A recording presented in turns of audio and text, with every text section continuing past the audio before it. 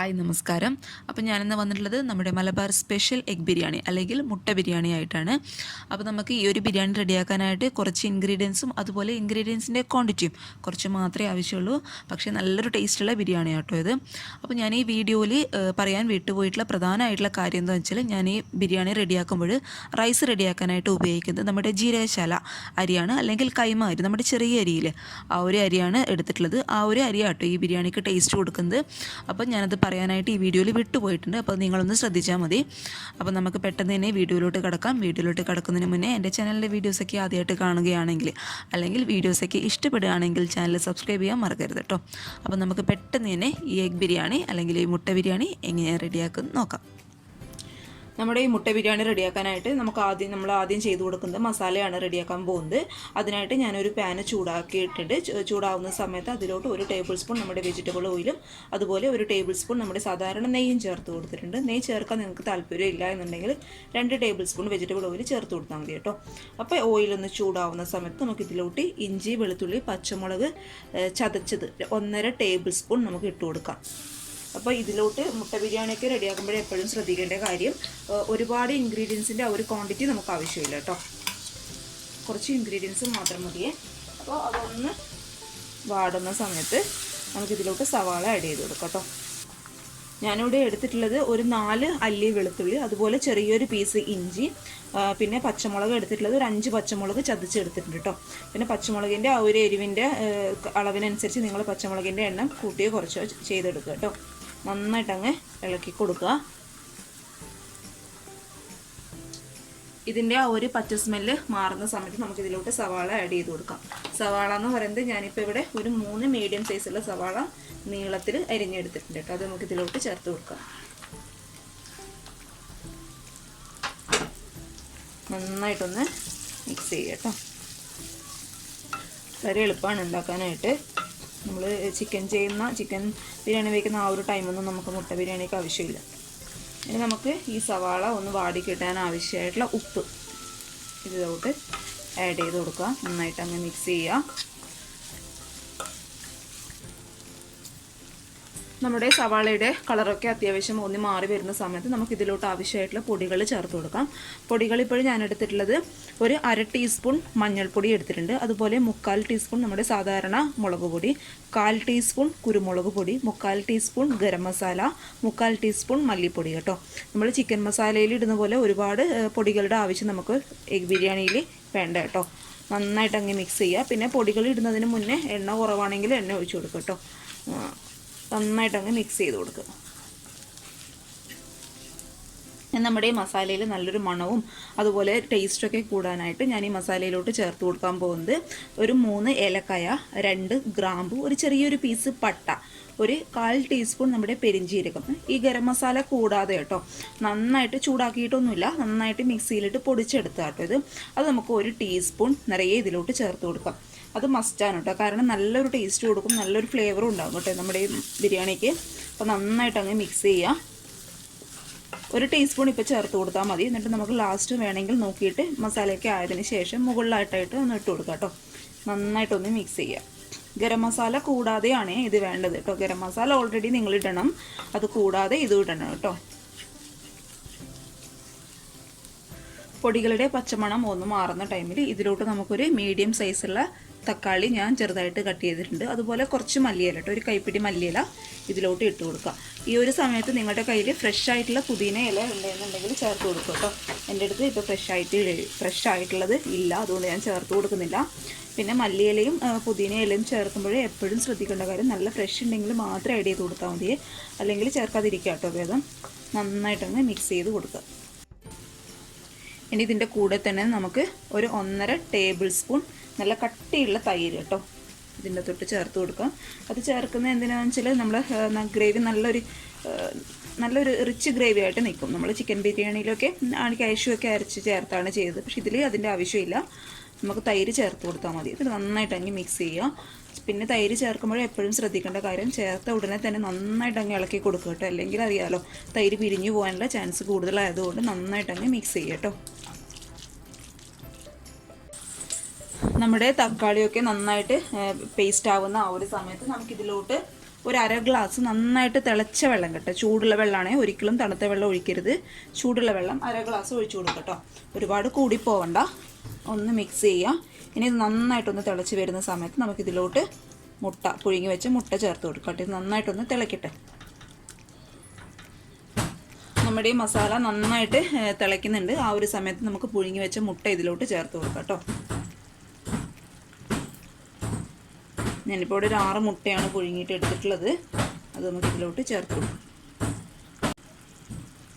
അപ്പോൾ ഈ ഒരു വെള്ളം നമ്മൾ എന്തിനാണ് ചേർക്കുന്നത് വെച്ചാൽ, നമ്മൾ അറിയാലോ സാധാരണ ചിക്കനൊക്കെ വേവുമ്പോൾ ഓട്ടോമാറ്റിക്കായി അതിൽ നിന്ന് തന്നെ വെള്ളം വരും. മുട്ടയിൽ അങ്ങനെ ഒരു ഓപ്ഷൻ ഇല്ലാത്തതുകൊണ്ട് എക്സ്ട്രാ നമ്മൾ വെള്ളം ആഡ് ചെയ്ത് കൊടുക്കുകയാണേ.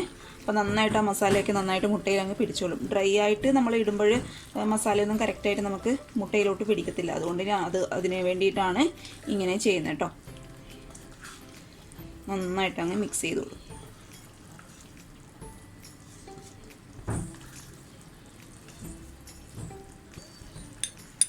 ഇനി നമുക്കിതിൻ്റെ മുകളിലോട്ടായിട്ട് നമ്മൾ നേരത്തെ പൊടിച്ച് വെച്ചില്ലേ ഏലക്കായ്, പെരിഞ്ചീരകം, അതുപോലെ ഗ്രാമ്പൂ, പട്ടയുടെ ആ ഒരു മിക്സൊക്കെ, അതൊരു 1/2 ടീസ്പൂൺ ഇതിൻ്റെ മുകളിലോട്ടായിട്ട്, 1/2 ടീസ്പൂൺ മതി കേട്ടോ, കൂടി പോകണ്ട. ഇതിൻ്റെ മുകളിലോട്ടായിട്ട് ഇട്ട് കൊടുക്കുക. ഇനി നന്നായിട്ട് ലോ ഫ്ലെയിമിൽ കിടന്നിട്ട് ഒന്ന് വേവട്ടെ കേട്ടോ. അടച്ച് വയ്ക്കാം നമുക്ക്. നമ്മളെ മസാല അവിടെ കിടന്നാവുന്ന സമയം കൊണ്ട് നമുക്കിതിന് ആവശ്യമായിട്ടുള്ള ചോറ് റെഡിയാക്കി എടുക്കാം. അതിനായിട്ട് ഞാനൊരു പാന് വെച്ച് കൊടുത്തിട്ടുണ്ട്. പാന് ചൂടാവുന്ന സമയത്ത് ഇതിലോട്ട് 1 ടേബിൾ സ്പൂൺ നമ്മുടെ 6 kg 1 ടേബിൾ സ്പൂൺ സാധാരണ നെയ്യ് ഒഴിച്ചു കൊടുത്തിട്ടുണ്ട്. ആ നെയ്യൊന്ന് ചൂടാവുന്ന സമയത്ത് നമുക്കിതിന് ആവശ്യമായിട്ടുള്ള ബിസ്ത റെഡിയാക്കി എടുക്കാം. അതിനായിട്ട് ഒരു സവാള നീളത്തിൽ കട്ട് ചെയ്ത് ഞാൻ ഇട്ട് കൊടുത്തിട്ടുണ്ട്. നന്നായിട്ടൊന്ന് വഴറ്റി കൊടുക്കുക. പിന്നെ ഒരുപാട് വിസയുടെ ആവശ്യമൊന്നുമില്ല. നമ്മൾ ചിക്കൻ ബിരിയാണി അല്ലല്ലോ റെഡിയാക്കുന്നത്, മുട്ട ബിരിയാണി ആയതുകൊണ്ട് ഒരുപാട് വിസയുടെ ആവശ്യമില്ല. എന്നാൽ അതിൻ്റെ ഫ്ലേവർ വേണമെന്നാണ്. അതുകൊണ്ട് ചെറിയൊരു സവാള കേട്ടോ, നൈസായിട്ട് കട്ട് ചെയ്യാനായിട്ട് നോക്കുക. നന്നായിട്ട് അങ്ങ് വഴറ്റുക. നമ്മുടെ സവാളയുടെ കളറൊക്കെ അത്യാവശ്യം ഒന്ന് മാറുന്ന സമയത്ത് നമുക്കിത് പാനിൽ നിന്ന് മാറ്റി കൊടുക്കാം. പിന്നെ നിങ്ങൾ ബിസ്ത റെഡിയാക്കുമ്പോൾ എപ്പോഴും ശ്രദ്ധിക്കേണ്ട കാര്യം, സവാള ഒരുപാട് അങ്ങ് കരിഞ്ഞു പോകരുത് കേട്ടോ. അങ്ങനെ കരിഞ്ഞ് പോകുമ്പോൾ നമ്മളിത് ബിരിയാണിയിൽ കൂടി ചേർക്കുമ്പോൾ ബിരിയാണിയുടെ ടേസ്റ്റ് ആകെ മൊത്തം മാറും. ഈ ഒരു സ്റ്റേജിലൊക്കെ മാറ്റി കൊടുക്കുക. കാരണം ഈ ഒരു സ്റ്റേജിൽ മാറ്റി ഇത് ഇരിക്കുമ്പോൾ ഒന്നും കൂടി ഒന്ന് ബ്രൗൺ കളറായിട്ട് വരും കേട്ടോ, മാറ്റി കൊടുത്തു കഴിഞ്ഞാലും. അപ്പോൾ നമുക്ക് ഈ ഒരു സ്റ്റേജിൽ ഇത് ഈ എണ്ണയിൽ നിന്ന് മാറ്റി കൊടുക്കാം.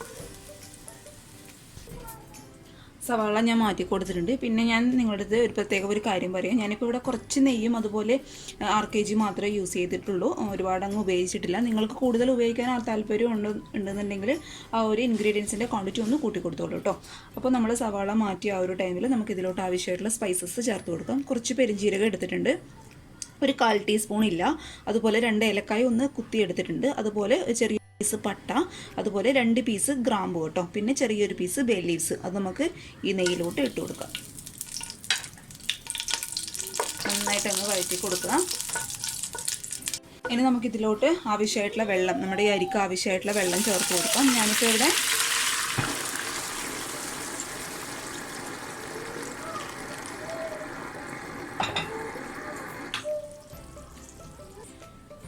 അപ്പോൾ ഈ ചോറിന് ആവശ്യമായിട്ടുള്ള വെള്ളം ഞാൻ ഒഴിച്ചു കൊടുത്തിട്ടുണ്ട്. വെള്ളത്തിൻ്റെ കണക്ക് പറയുകയാണെങ്കിൽ ഞാനിപ്പോൾ ഇവിടെ ഒരു 4 ഗ്ലാസ് അരിയാണ് എടുത്തിട്ടുള്ളത്. 4 കപ്പ് അരി കേട്ടോ. 4 കപ്പ് അരി അപ്പോൾ 1 ഗ്ലാസ്സിന് 1.5 കപ്പ് വെള്ളമാണ് വേണ്ടത്.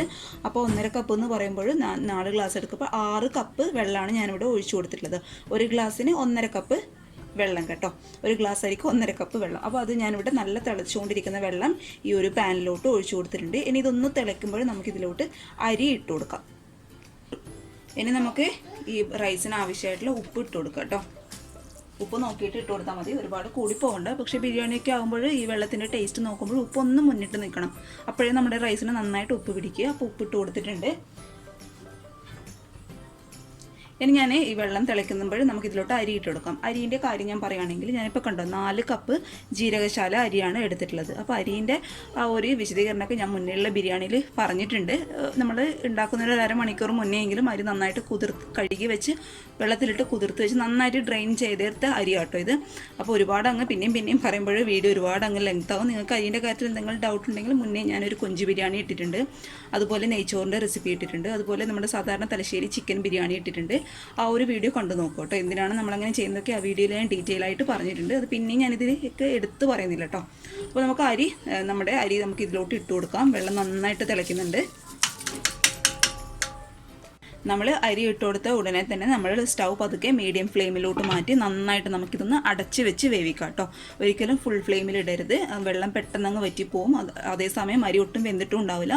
അതുകൊണ്ട് മീഡിയം ഫ്ലെയിമിലിട്ട് നന്നായിട്ടൊന്ന് നമുക്ക് വറ്റിച്ചെടുക്കാം.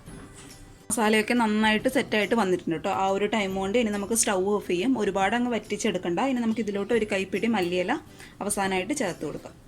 ഇനി നന്നായിട്ടൊന്ന് അടച്ച് വയ്ക്കുക. ഇനി നമുക്ക് ദമ്മിടാനാകുമ്പോൾ ഒന്ന് തുറന്ന് നോക്കാം കേട്ടോ. ഇനി നമുക്ക് നന്നായിട്ടൊന്ന് അടച്ച് വയ്ക്കാം. ഇത് ഒരു 15 മിനിറ്റ് കൊണ്ട് നമ്മുടെ റൈസ് റെഡി ആയിട്ടുണ്ട് കേട്ടോ. ഞാൻ കാണിച്ചു തരാം. കണ്ടോ, അങ്ങനെ ഒട്ടിപ്പിടിക്കുന്ന ആ ഒരു ഇതൊന്നുമില്ല, എല്ലാം സെപ്പറേറ്റ് ആയിട്ട് വന്നിട്ടുണ്ട്. വെള്ളത്തിൻ്റെ ആ ഒരു ക്വാണ്ടിറ്റി ആണ് കേട്ടോ ഇതിൽ കറക്റ്റായിട്ട് വരുന്നത്. പിന്നെ എപ്പോഴും നമ്മൾ റൈസ് ആയ ഉടനെ തന്നെ ദം ചെയ്യാനായിട്ട് നോക്കുക, അല്ലെങ്കിൽ ഇതിങ്ങനെ പെട്ടെന്ന് വിട്ട് കിട്ടില്ല നമുക്ക് ദം ചെയ്യാനായിട്ട്. അപ്പോൾ നമുക്കിനി ദം ചെയ്യാനായിട്ട് തുടങ്ങാം. ഞാൻ ദം ഈ ഒരു പാത്രത്തിൽ തന്നെയാണ് കേട്ടോ ചെയ്യുന്നത്. അതുകൊണ്ട് ഞാനിതൊന്ന് പകുതി റൈസ് എടുത്തിട്ട് മറ്റൊരു പ്ലേറ്റിലോട്ട് മാറ്റി കൊടുക്കുന്നുണ്ട്. എന്നിട്ട് നമുക്ക് ഇതിൻ്റെ അകത്ത് തന്നെ ദം ചെയ്യാനായിട്ട് നോക്കാം. പകുതി റൈസ് കേട്ടോ.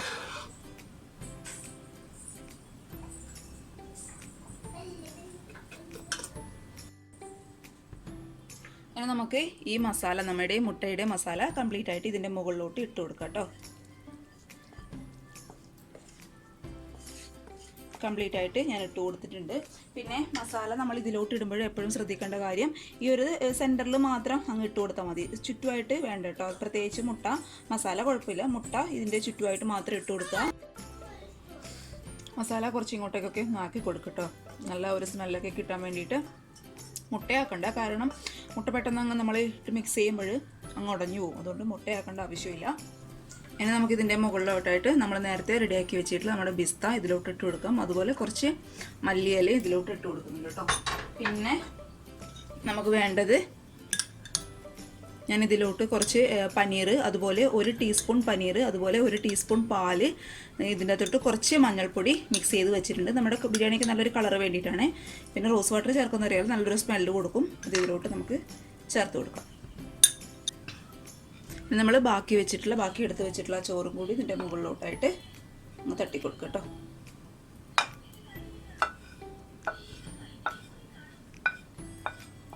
കംപ്ലീറ്റ് ആയിട്ട് ഞാൻ ഇട്ട് കൊടുത്തിട്ടുണ്ട്. പിന്നെ അതിൻ്റെ മുകളിലോട്ടായിട്ട് പിസ്ത, അതുപോലെ മല്ലിയില ഇട്ട് കൊടുക്കുക. പിന്നെ കുറച്ച് റോസ് വാട്ടർ.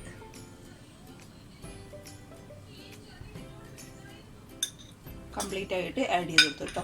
ഇനി നമുക്കിത് അടച്ച് വെച്ച് ഒരു 5 മിനിറ്റ് മാത്രം മതി കേട്ടോ. ഒന്ന് ലോ ഫ്ലെയിമിൽ വെച്ചിട്ട് ഒന്ന് നമുക്കിത് ദം ചെയ്തെടുക്കാം. അപ്പോൾ ഇത് നന്നായിട്ടൊന്ന് അടച്ച് വെക്കുക കേട്ടോ. നന്നായിട്ടുള്ള ആ ഒരു അടച്ച് വയ്ക്കുന്ന രീതിയിലാണ് ഇത് നന്നായിട്ട് ദമ്മായിട്ട് വരുന്നത്. അഥവാ നിങ്ങളുടെ കയ്യിൽ ടൈറ്റ് ആയിട്ടുള്ള ഒരു മൂടി ഇല്ല എന്നുണ്ടെങ്കിൽ നന്നായിട്ടൊരു ഫോയിൽ പേപ്പർ വെച്ചിട്ട് അടച്ച് വെച്ച് കൊടുക്കുക കേട്ടോ. അപ്പോൾ ഞാനിതൊരു 5 മിനിറ്റ് നന്നായിട്ടൊന്ന് അടച്ച് വെച്ചിട്ട് ദം ചെയ്യാൻ പോവുകയാണ്. ഇതേ നമ്മുടെ റൈസൊക്കെ നന്നായിട്ട് ദമ്മായിട്ട് വന്നിട്ടുണ്ട്. ഒരു 5 മിനിറ്റ് വേണ്ട കേട്ടോ, കാരണം നമ്മുടെ റൈസൊക്കെ നന്നായിട്ട് വെന്തതായതുകൊണ്ട് 5 മിനിറ്റിന് കൂടുതൽ വെച്ച് കഴിഞ്ഞാൽ പിന്നെയും നന്നായിട്ട് അങ്ങ് വെന്ത് പോകും. ഇനി നമുക്കിങ്ങനെ ഒരു ഫോർക്കോ സ്പൂണോ ഉപയോഗിച്ചിട്ട് ഒന്ന് ഈ ഒരു സൈഡൊന്ന് മുകളിലോട്ടാക്കി ആക്കി കൊടുക്കുക കേട്ടോ. അപ്പം നന്നായിട്ട് നമ്മുടെ മസാലയൊക്കെ നന്നായിട്ട് ഇങ്ങനെ മിക്സ് ആവും റൈസുമായിട്ട്. മുട്ട പൊട്ടാതെ നോക്കണേ.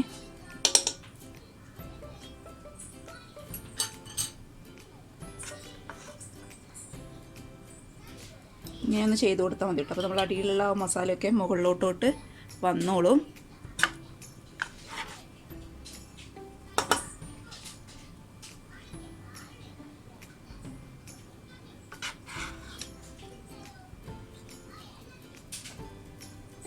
ഇനി നമുക്ക് എന്ത് ചെയ്യണം, ഇതൊന്ന് പ്രസൻറ്റ് ചെയ്യണം. അതിനായിട്ട് ഞാൻ ഇങ്ങനെയുള്ളൊരു ബൗൾ എടുത്തിട്ടുണ്ട്. അതിലോട്ട് കുറച്ചൊരു മല്ലിയില ഇട്ട് കൊടുത്തിട്ടുണ്ട് കേട്ടോ. നമ്മൾ പ്രസൻറ്റ് ചെയ്യുമ്പോൾ ഒരു ഭംഗിക്ക് വേണ്ടിയിട്ട് അതിൻ്റെ മുകളിലോട്ടായിട്ട് ഒരു മുട്ട നമുക്ക് വെച്ച് കൊടുക്കാം. അതിനുശേഷം കുറച്ച് റൈസ് ഇതിൻ്റെ മുകളിലോട്ടായിട്ട് ഇട്ട് കൊടുക്കും കേട്ടോ.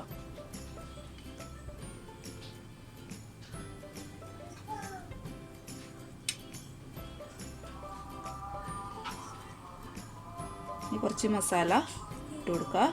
അതിൻ്റെ മുകളിലോട്ടായിട്ട് റൈസ് ഇങ്ങനെ നന്നായിട്ട് ഇങ്ങനെ പ്രസ് ചെയ്ത് വെക്കുക കേട്ടോ. അപ്പോഴാണ് കറക്റ്റ് നമുക്ക് സെറ്റായിട്ട് കിട്ടത്തുള്ളൂ. ഇത് ഞാനിങ്ങനെ ഒരു ബൗളിൽ ആക്കി വെച്ചിട്ടുണ്ട്. ഇനി നമുക്കിതൊരു പ്ലേറ്റിലോട്ട് മാറ്റാം.